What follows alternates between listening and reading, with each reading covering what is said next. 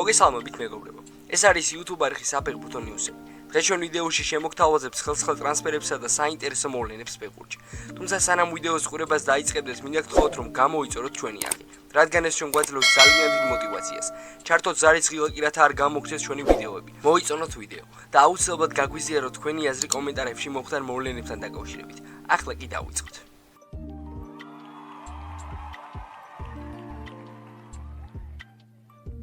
მარტის სანაკრებო პაუზაზე საქართველოს ფეხბურთელთა ეროვნული ნაკრების სტუმრად ლიეტუას ნაკრებს დაუპირისპირდა და დამაჯერებლად 2-0 დაამარცხა. ისრაელთან მაჩის შემდეგ ვილისანიოლმა შემადგენლობაში მცირე ცვლილებები შეიტანა, თუმცა ძირითადი ბირთვი უცვლელი დატოვა. ძირითად შემადგენლობაში გიორგი წიტაიშვილის მაგივრად ირაკლი აზაროვი მოგვევლინა.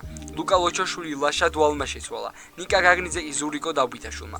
დღევანდელ შეხვედრაში ორივე გოლი მეორე ნახევარში გავიდა და ორივე გოლი გიორგი მიქაუტაძის ანგარიშზეა. 70-ე წუთზე ვილიარეალის ფორვარდმა მეტოკის საჯარიმოში პენალტი მოიპოვა, რომელიც ზუსტად თავადვე შეასრულა და ჩვენი გუნდი დააწინაურა. 94 წუთზე კი კონტრშეტევაზე ნიკა გაგნიძის საგოლე გადაცემის შემდეგ საბოლოო ანგარიში 0-2 დააფიქსირა. საგულისხმოა რომ გიორგი მიქაუტაძემ საქართველოს ნაკრების ბომბარდირთა დავაში კვლავ გადაასწრო და ახლა 23 გოლით კვლავ მეორე პოზიციაზეა და საუკეთესო გოლიადორ შოთა არველაძეს 3 გოლით ჩამორჩება. ხვიჩა კვარაცხელიას ანგარიშზე კი 22 გოლია. შეხვედრის შემდეგ ორივე გუნდის მთავარმა მწვრთნელებმა მატჩი შეაფასეს და პრესასთან ისაუბრეს. რა თქვა სანიოლმა? ვფიქრობ მატჩი რამდენიმე კარგი გამოაჩვენეთ, მაგრამ ისიც ვიცით რომ კვლავ უნდა გაუმჯობესდეთ. თუ გვინდა რომ შემოდგომაზე ერთა ლიგაზე კარგად გამოვიდეთ, უკეთესები უნდა ვიყოთ. თუმცა ამხანაგური მატჩები სწორედ ამისთვისაა, რომ გაზარდო შენის შესაძლებლობები შეტევაში, დაცვასასო გუნდურ თამაში.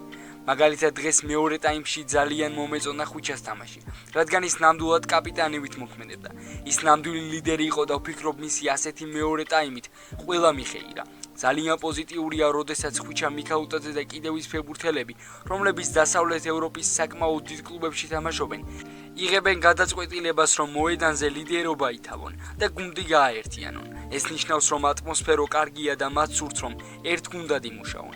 ასე რომ მარტის ამ შეკრებიდან და ამ ორი თამაშიდან გამომდინარე შეგვიძლია ვთქვათ, რომ ბევრი კარგი რამ იყო, მაგრამ ვიცით, რომ ჩვენს თამაში გარკვეული კომპონენტები კიდევ გასაუმჯობესებელი გვაქვს. ვფიქრობ გიზიმ ისრაელთან უკეთესად ითამაშა, ვიდრე დღეს, მაგრამ ეს მისთვის ჯერ მხოლოდ მეორე თამაში იყო. მან ორივე შეხვედრაში 90 წუთი ითამაშა. არადა შტურმში აქამდე ბევრი არ ქონდა ნათამაშები. პირველ რიგში ვიტყოდი, რომ ფიზიკური თვალსაზრისით საკმაოდ შთამბეჭდავი იყო. ის ფაქტი, რომ მან ორჯერ 90 წუთის თამაში შეძლო.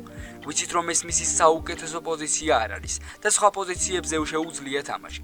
თუმცა თუ მას აქ გვაყენებთ, ეს იმიტომ ხდება, რომ დარწმუნებული ვარ აქვს პოტენციალი. ამ პოზიციაზე ძალიან კარგი ფეხბურთელი გახდეს. რა თქმა უნდა, ეს ერთ დღეში არ მოხდება და დროს მოითხოვს.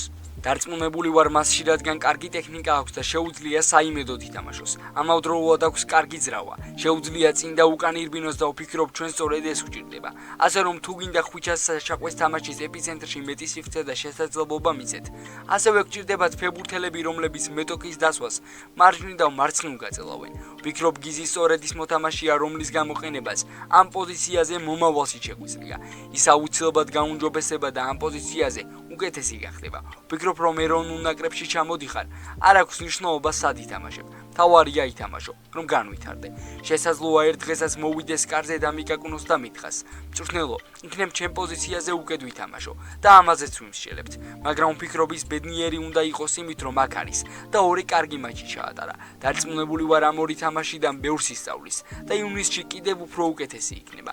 სამცველიან ტაქტიკას დავუბრუნდით, რადგან ვფიქრობ სექტემბერმა, ოქტომბერმა და ნოემბერმა დამანახა, რომ 4 მცველით სათამაშოდ მზად არ ვართ. სწორედ ამიტომ დავუბრუნდით ამ ძველ სისტემას, ოღონდ ახალი ფეხბურთელებით. გადრანი და ბერიაშვილი წარსულში ჩვენთან არ ყოფილან. მათაც უნდა დაიმკვიდრონ თავიანთი პოზიცია შემადგენლობაში. გუნდში და ჩვენთან ერთად უნდა ისწავლონ. რა თქმა უნდა, ყავს ბევრი ფეხბურთელი, ვინც ეს სისტემა უკეთესის. ამიტომ ვფიქრობ მომავალში სამ ტაქტიკას შევინარჩუნებთ. მაგრამ როგორც სულ ვამბობ, დიდი მნიშვნელობა არ აქვს 3 მცველით ითამაშებ 4-ით თუ 5-ით. გაცილებით მნიშვნელოვანია გუნდი კონკრეტულ სიტუაციებში როგორ რეაგირებს, რას აკეთებს, როცა ბურთი შენ გაქვს. რადგან როცა ბურთსლობთ რეალურად ისევ 3 მცველით ვრჩებით, ხედავთ რომ გარდანი ხანდახან ცოტა უფრო მარჯვნივ იწევს ხოლმე. ეს ალბათ იმისთვის ხდება, რომ მამაგეიშვილს ან ზუკას სივრცე გაუთავისუფლოს. ასე რომ აქ მკაცრად განსაზღვრული არაფერია. ვერ ვიტყვი რომ 3 მცველი 4 მცველს ჯობს. ამას უფრო დაცვის დროს ამჩნევ და ვფიქრობ 3 მცველი დაცვაში მეტ სტაბილურობას გვაძლევს. შესაბამისად არ ამგონია ივნისში რაიმე შევცვალოთ და სავარაუდოდ ისევ 3 მცველიანი ხაზით დავრჩებით. იან კაუსკასი დღეს ძალიან რთული მატჩი გქონდა. თამაშამდე ისედაც ვიცოდით რომ საქართველოს სახით ძლიერ ორგანიზებულ და დისციპლინირებულ მეტოქეს ვეთამაშებოდით. ისინი ძალიან კარგად იყენებენ საკუთარ შანსებს და ამისთვის მზად ვიყავით. თუმცა საბოლოოდ მაინც ვერ შევძელით დავალების იმ დონეზე შესრულება, რაც საჭირო იყო ასეთი ტიპის შეხვედრაში. თამაშამდე ისედაც ვიცოდით რომ ძალიან რთული მეტოქე და მატჩი გველოდა, მაგრამ გონია რომ წაგება არ დავიმსახურეთ. შედეგი უსამართლოა. ვფიქრობ რომ დღეს ჩვენ ფეხბურთელებს დიდი შრომა გქონდათ გაწეული. თამაშის გარკვეულ მონაკვეთებში ჩვენ ვაკონტროლებდით ტემპს. ქმნიდით მომენტებს და გქონდა შანსი რომ ანგარიში გაგვეთანაბრებინა, ან სულად წინ გავსულიყავით. სამწუხაროდ პატარა შეცდომებმა გადამწყვეტი როლი ითამაშა. ასეთ მატჩებში ერთი დეტალიც კითხვებს ყველაფერს და დღეს ეს დეტალები ჩვენს წინააღმდეგ გზავიდა. მიუხედავად შედეგისა, მე ამ გუნდით ამაყი ვარ. ფეხბურთელებმა ბოლომდე იბრძოლეს და არ დანებდნენ. რა თქმა უნდა არის რაღაცეები, რაც უნდა გავამოჯობესოს, განსაკუთრებით შეტევის ფაზაში, ბოლო პასის სიზუსტეში და გადაწყვეტილებების მიღებაში, მაგრამ ამავდროულად ამ თამაშიდან პოზიტივიც უნდა გამოვიტანოთ. ჩვენ შეგვიძლია ასეთ გუნდებთან კონკურენცია და ეს დღეს კიდევ ერთხელ დავინახეთ. ახლა ყველაზე მნიშვნელოვანია რომ ეს თამაში სწორად გავაანალიზოთ, დავინახოთ ჩვენი შეცდომები და მომავალ შეხვედრაში უკეთესად გამოვიყენოთ ჩვენი პოტენციალი. დარწმუნებული ვარ რომ ასეთი დამოკიდებულებით შედეგების აუცილებლად მოვა.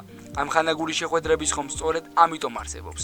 დატესტო შენი თავი, სადო ახალი ტაქტიკები და მოამზადო გუნდი მომავლისთვის, რომელიც ამ მატჩიდან გამომდინარე იმედიანად გამოიყურება. კარგი, მოგება გოლები.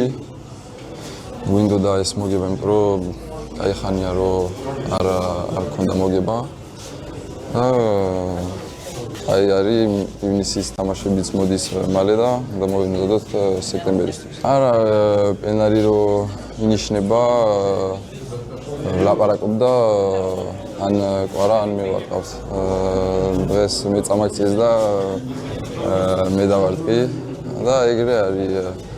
ხანდახან მე, ხანდახან ყვარან, ხანდახან შეიძლება სხვამაც დაარტყას. პირველ რიგში ყველაფერს ვაკეთებთ, რომ საქართველოს დავეხმაროთ და კი გოლები საჭირო არის, მაგრამ მოგებები უფრო საჭირო არის. მეგობრებო, დღეისათვის სულ ეს იყო. თუ ვიდეოს ამ ნაწილამდე მოხვედი, აუცილებლად მოიწონო ვიდეო და გამოიწერეთ ჩვენი არხი. ასევე არ დაგავიწყეთ, გამოიწერეთ ჩვენი Instagram და TikTok გვერდები. ჩვენ კი შევხვდებით მომავალ ვიდეოში.